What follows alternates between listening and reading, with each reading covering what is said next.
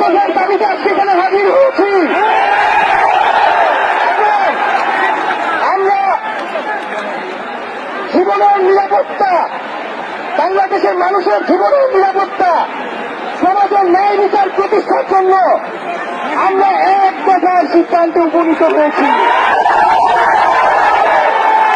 এই সরকার কোনোভাবে আর 1 মিনিটও ক্ষমতায় থাকার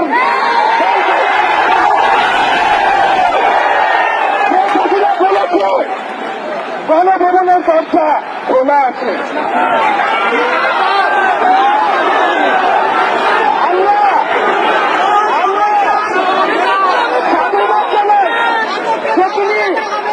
বুঝতে পেরেছে যে গণভবনের দরজা খোলা রাখতে হবে।